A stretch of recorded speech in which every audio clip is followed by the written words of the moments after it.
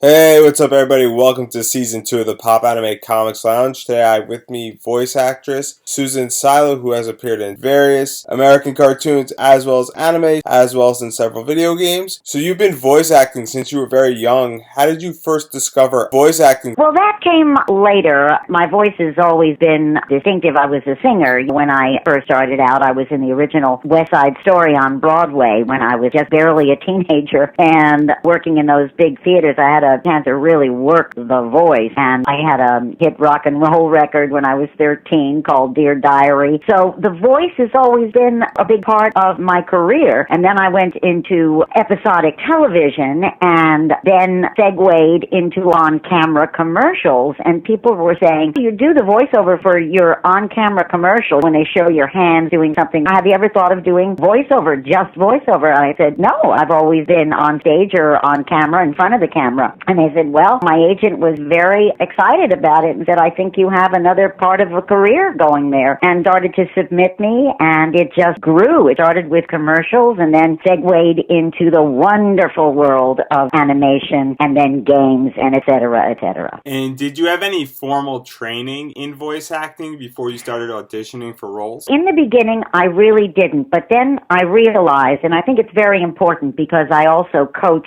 people, I coach what I call civilians and professional actors, is that training for everything is very important. I guess that's the New York girl in me. And yes, I did. When I was doing commercials at that time, in that decade, there were a lot of what we call he-she commercials, the male and the female bantering back and forth. And I felt I needed work on that. So I took improv classes from Howard Storm, and then Joni Gerber, who was a huge voiceover actress in that day, taught at her home for a bunch of her friends like us. And I learned the technique and started to put it to use. And a lot of my work was helped by that. Plus the fact that, as far as I was concerned, it was OJT, on-the-job training. I just fell into the pool and just swam to survive and listened to everybody else who was so fabulous and learned as I went. But I do think training is very important. I will not discredit any kind of training. I encourage everyone, because voiceover is good acting. It's like the old radio days back in the day when there was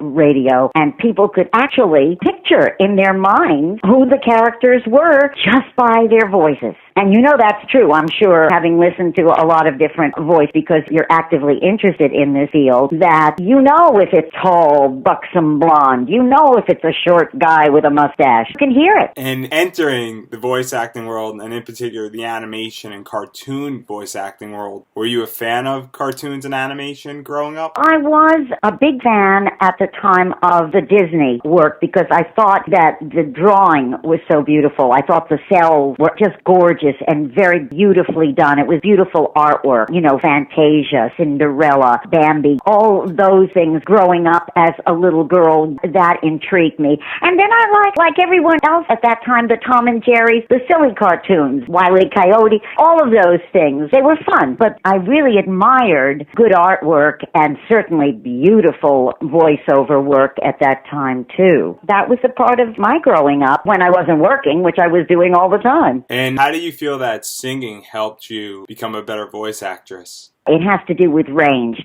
When you really train as a singer, as I did, my father was a fabulous tenor. It ran in the family because both my parents were actors. My mother couldn't sing a note, but my father well made up for that. You get to learn how to use your body for creating different sounds, your chords, your diaphragm. You work very hard. I went to the High School of Performing Arts when I was in New York Specialized High School, and they taught voice and diction there. And then on the outside, I would be taking singing lessons a few times a week, plus working. And so the chords get very strong. It's like dancing, which I did too. And it's like anything that you exercise, you get to work better, and you have to keep them warm. You have to keep exercising them and utilizing them and finding new ways to discover new sounds, which, as you know, a lot of the people in the voiceover world do fantastic sounds, and I eventually went into that area too. But speaking of from someone who does unbelievable sounds. I'm sure you're familiar with Frank Welker, who is a darling, darling man, and I've known him since the Hanna-Barbera days, and we've worked together a lot of times. And the man is incredible. As you say, did the singing help the voice? Yes, the singing helped the voice a lot. And also, you keep experimenting. And because I was always singing, I was very familiar with my chords. And then there's someone like a Frank Welker who can sing too. I can't speak for Frank, but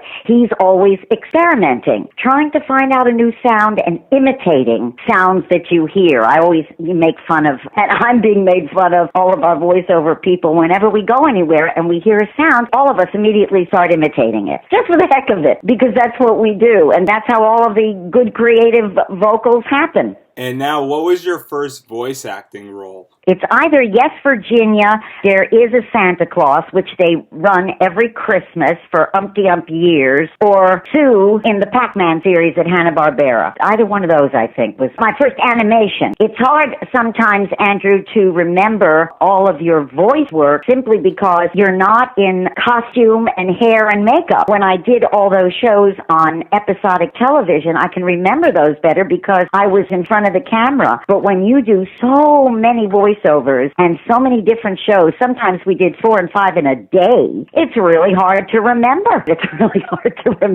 And now, speaking about Pac-Man and that era when you were voice acting, how did you go about auditioning for a voiceover role? Well, and by the way, may he rest in peace, Marty Ingalls was Pac-Man. And Marty and I had worked when I was a teenager. I did a pilot for Ann Southern called Always April. So we had known each other for a lot of years. And to answer your question about how did you audition for this, well, I always had an agent and or a manager, and my agent submitted me to Hanna-Barbera. And what you do, and Bill, what you do, is that you either go to the studio and they give you a script with your character's lines, and you give them the audition. You create whatever character it is. And then with all the other submissions from other actors, they pick the one that they feel is the best. And that's what happened. I auditioned. I believe I went to Hanna-Barbera physically, not auditioning from my agent, which we then used to do. And also now we do it by computer at home in our bunny slippers. But that's how I was submitted, and they picked me. And now another one of your roles that you're known for is in Pride of X-Men as the White Queen. How did this come about? The same way. There really isn't much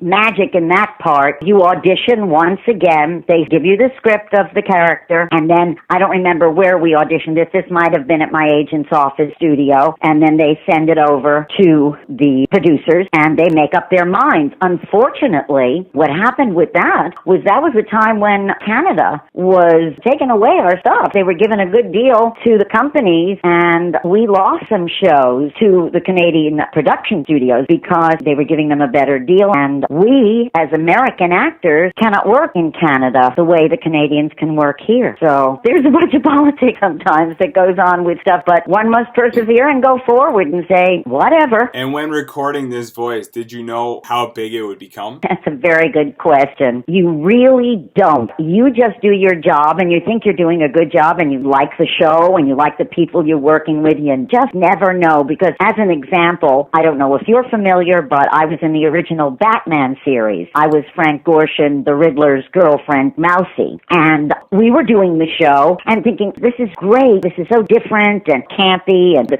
colors were beautiful, and it was kind of combining some animation with live action, which was new, and we had no idea what an impact that would make on the audience. And today there are backventions which I attend, and the fans are just crazy for us. They don't care. We're getting older, and the series is not on anymore, but of course the Batman movies are being done, but the Batman just became amazing, and they love the old TV show, and they tell their kids and their grandkids about it. So no, you just never know when it's going to be such a hit, and are we grateful when it is. And to speak about another franchise that you worked on, which is James Bond Jr., Yeah. as the character Phoebe Farragut, Miss Fortune, and Pirate Parrot. How did you audition for each of these roles? Were they all combined? Phoebe Farragut was the first character, and I auditioned for that and won that. And then what happens sometimes, Andrew, is that you are working the show, and they know, the producers, the director, and the writers, that your talent doesn't lie in just one voice necessarily, that you are multi-voice. And they look at their cast, and you're already on the show, and it makes it much more expedient for them to use the actors that are already working the show to do other characters. And that's how Ms. Fortune came about, because they said, hey, Susan, this is easy peasy for you. Let's have a Ms. Fortune. And so I created Ms. Fortune, and there we go. So basically, I didn't have to audition. I was already there. And how do you feel that throughout this entire series, your voice changed with these characters? That's called acting. What I say is the character comes first and the voice will follow. In other words, I'm an on-stage and on-camera actor. And when I'm on stage or on camera, obviously I'm in costume and makeup and whatever hair, and I assume that character, but it's built with all that body language and that carriage and the costume and the feeling, and all of that brings me to the voice, and the voice just comes out, because Phoebe is a little teenage girl, so she'd be wearing sneakers and jeans and a little t-shirt, and she wouldn't be in full makeup, of course not, maybe a little lip gloss. So I then dress myself in my head, and a lot of the times I will even come to the studio in what I call costume. In other words, if I'm going to play a teenager, I'm not going to go to the studio in stiletto heels, because when you're wearing stiletto heels and a tight skirt, you act differently than when you're wearing jeans and sneakers. So that's how voices come about, at least for me. And I feel a lot of the voice people just dress their character in their head. And as I said, it's called good acting. And while working on this show, you also worked on Zazu Yu, Where's Waldo, and Attack of the Killer Tomatoes. How did you balance your time between all these projects? It wasn't easy, I'll tell you. What I did was, and I'll just give you another aside too, was that we would have little reference tapes of the characters that we did, because don't forget, you're going from studio to studio. As you said, it's balancing a lot of your time. So we'd put the ref tapes on in the car and listen to the character before, at least that's what I would do. And when we got to the studio, we were all prepared with that character for that particular show. And most of the time too, the people are very kind in the production company to have saved your reference tape, which is usually the audition tape, and they'll play it for you just to remind you where you place that character vocally. That's a big help, but I overdo everything. I like to do a lot of homework, so I feel really secure and confident, and I don't waste their time. And I've been very blessed to have been told that, count on Xylo, she does her homework. After these roles ended, you had the opportunity to appear as a guest voice actor on Tom and Jerry, and as a fan, what did that mean to you? Well, always, if there's anything that is historical in the business, it's a sense of,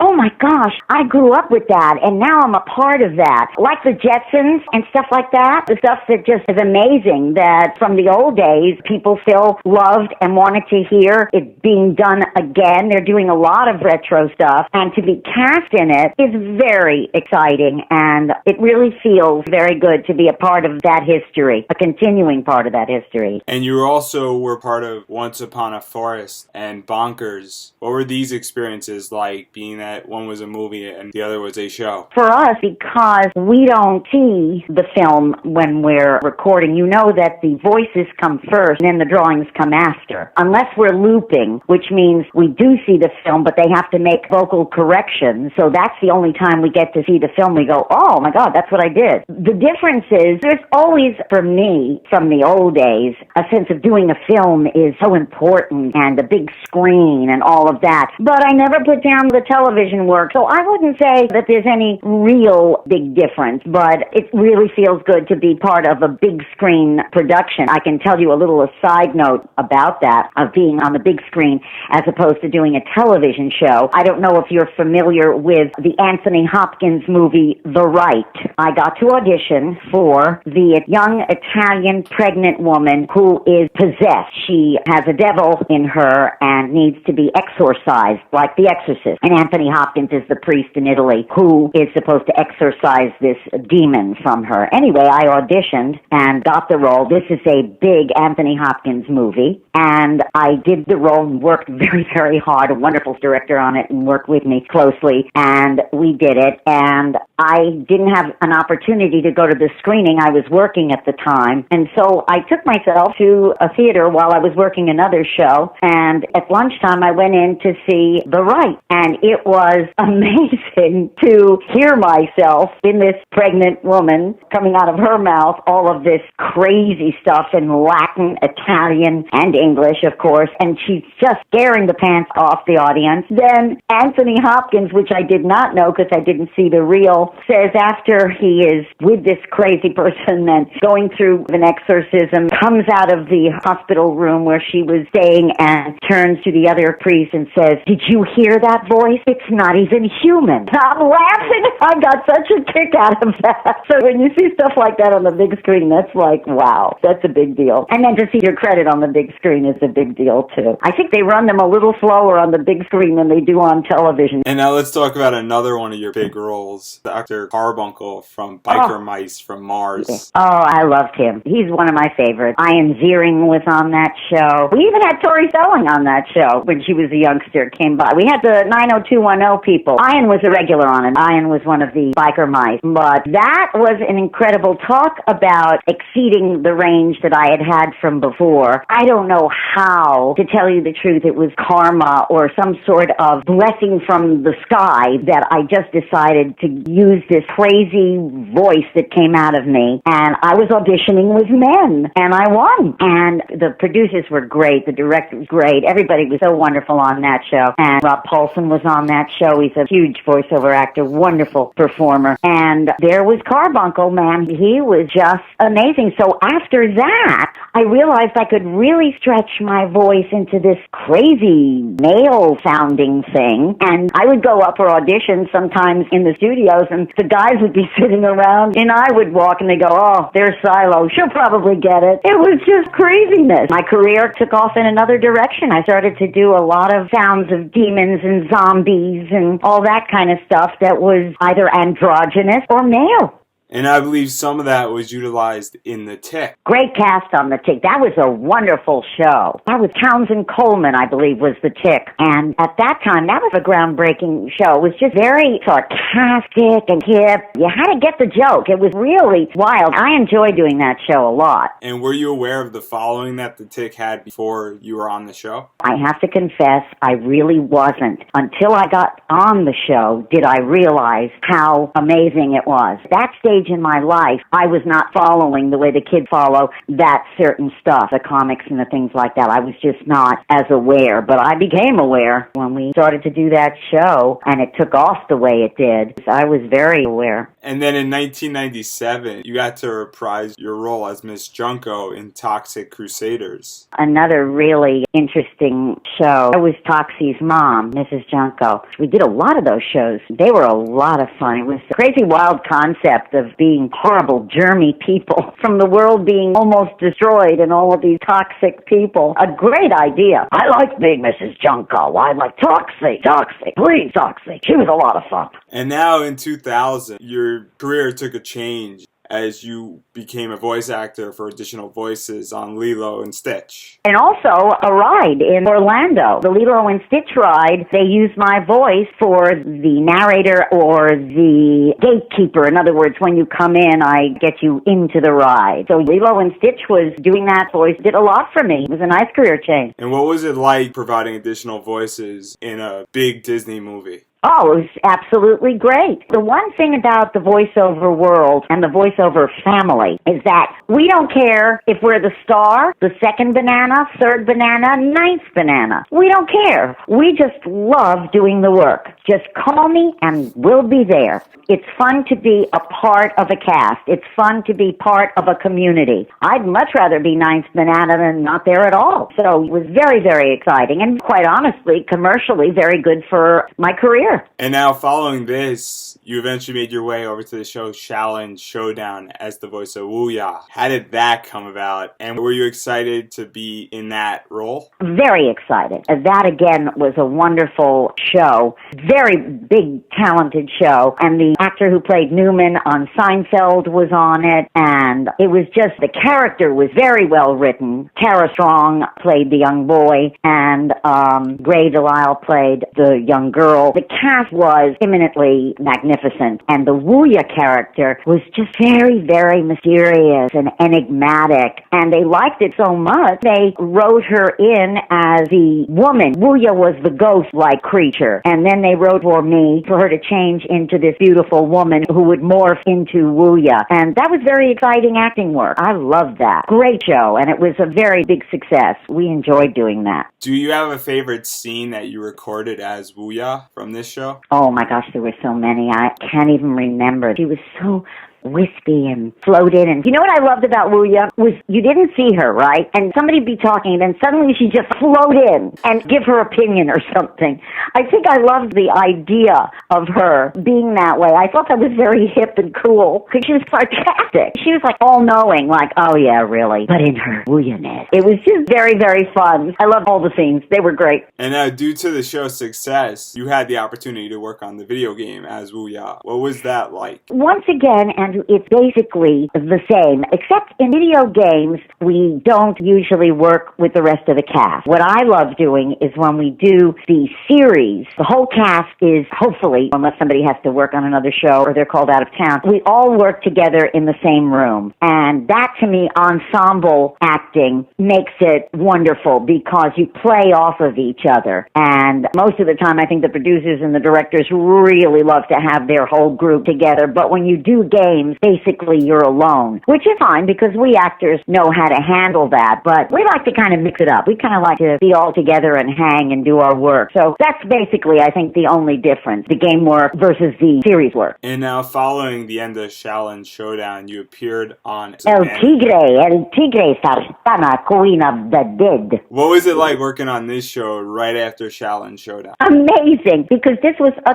totally different character with Hispanic flavor, and we had this wonderful couple that wrote the show and did such a great job of casting all these people. I might have been the only one who wasn't of any Hispanic heritage, and they were so good to me. She was wild and flamboyant and just a whole different character once again I had ever played, and I thought the series was adorable. Very well done. They went on to huge success and well-deserved, the couple that did the show. That was a great time. And now you also have been part of the Avatar franchise with Avatar The Last Airbender as the fisherman's wife, and you were in Korra. As a matter of fact, the fisherman's husband, I believe, was Buzz Pine, who is the actor now who's starring in Star Trek. He's the father of that actor, and that's pretty exciting. He was on an episodic television show years ago, the father. Very, very good actor. And that was my first role in that series, and then I went on to The Legend of Korra. What is it like being part of such a franchise that resonates with so many fans and has such a fan basis? Once again, very exciting. It bolsters your niche in the voiceover industry. People respect that you are part of something so big. I'm only a cog in the wheel of it. I'm only a part of it, but what an honor, and how great it is commercially and certainly career-wise to keep creating new characters in very, very well-respected projects. Keeps my agents happy, and certainly the people that you work for, they're very grateful for your participation because they respect your work and know you're going to give them a good job and generate more work and be financially successful. That's a part of our business, is the economics of it, that the bigger and better we are, the more money we make, so to speak, all of us. And outside of American cartoons and American animation, you've also appeared in 2 shows of Japanese animation, one of them being Zatch Bell. How is that voice acting different? You will listen to the reference in the other language, and you get the feeling that is being conveyed by that, and your director will tell you, I'd like it in that kind of vein, so that when you do it in English, it sounds like the character's internal dialogue. So it sounds like they're making sense in English as they did in Japanese. So it's a little different technique, and it takes a lot of concentration. And then once you get into your character, once you start to know your character, you don't need to have the reference so much anymore. You're there already. You get the feeling of what the Japanese animation is, because it's a little different in their drawings too. I believe Jeff Nimoy was the director on those, and Quentin Flynn did a lot of those too. He's a friend of mine, another very good voiceover actor. And after a while, you get in the groove, and it becomes once again another part of what you do, of your resume. And now, outside of Japanese animation and American-style cartoon and voiceover work, you've also done work in video games. How do you go about auditioning, and how do you go about voicing in a video game? Once again, I think I had mentioned before, it's different than doing an animated series for television. It's a different style of doing it. You are basically feeding lines to the player. Oh, well, first, the audition, basically it's the same. Of course, now you've got my career into the 2000s. We are recording our auditions at home and sending our MP3s to our agent, who in turn then sends those MP3s to the producers, and with other submissions from our agency and a bunch of other agencies, and they make their decision from our MP3s. And then when they make the decision, they call the agent, and the agent sets up the contract with the producers, whatever that is, and they make the deal. And then we go to a studio of their choice, and you will be directed by director and perhaps a writer to all alone do all your lines of that particular character. And that's quite a lot of lines, because you are initially talking to the player. And so we have alternate lines like, are you going to do this? Or I think you should do this. So it's a different technique once again. And you have to stay locked into your character and know what physical things your character is doing, which your director will help you with. Are you being hit? Are you falling down? Are you yelling? Are you whispering? All of that. And it's very, very one-on-one concentrated work. There is no other cast member working with you. And finally, before we go, do you have any advice for people who want to get into voice acting or acting in general? I feel you can do it all. I do, and I have. I do believe, as I said at the very beginning, that you do need to be trained and get as much training as you can. If you're serious about trying, and the field is more open now because of technology. It used to be very cliquey, very closed, hard to get in. It's still hard to make your mark, but if you've got the talent, first you have to find out, do I have the talent? Do I have the chops? And that's when you go to professionals, good teachers, good professionals, and get an evaluation like I do with people that come to me and say, well, I think there's a spark there, but you need work, and let's find out where you need the work and at what level you're at and how much work you do need. And each segment that you mentioned, in other words, doing commercial work and doing animation, those are two separate techniques. They sometimes meld, but sometimes no. So you need to decide, where do I want to go first? I just encourage that you take as many different kind of professional classes, not where people promise that they're going to make a CD of you and we're going to put you in television. And there's a lot of fraud out there, and I hate to see people being taken advantage of. You want to go to professional people who are connected somehow to the industry, someone like me. And there are guides, one in particular, which I can tell you about, the voiceover guide, and voiceoverresourceguide.com. And that's all written out as one word, obviously. Voiceoverresourceguide.com gives you really the professional people to study with. Plus, I believe in taking acting lessons too, improvisation classes, wherever you can find that, and even if you want to, singing lessons.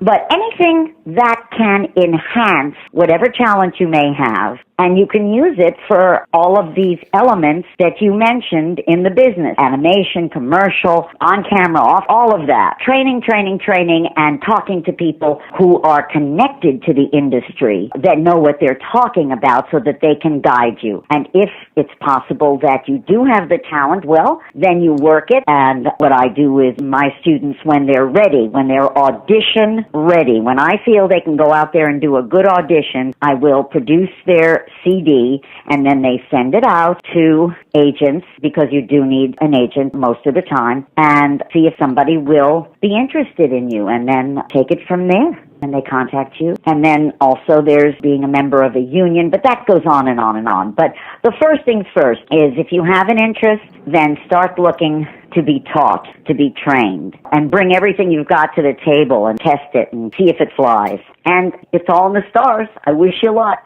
And do you have anything you'd like to promote? Facebook, website, Twitter? I encourage people to go to my website if they're interested in me, either for work or for study. It's susansilo.com. Really simple. That's the official site, and you can see what I'm doing, you can hear me, and you can contact me. As always, everybody, thank you for listening to this week's episode, and you can find us on iTunes, SoundCloud, and Stitcher Radio, and anywhere else where you listen to your podcasts. And while you wait for next week's episode, you can check out Popanimecomics.com for articles relating to anime, comics, and pop culture, as well as you can follow us on Twitter at Popanimecomics for all updates regarding this podcast. Till next week, everybody, have a wonderful week.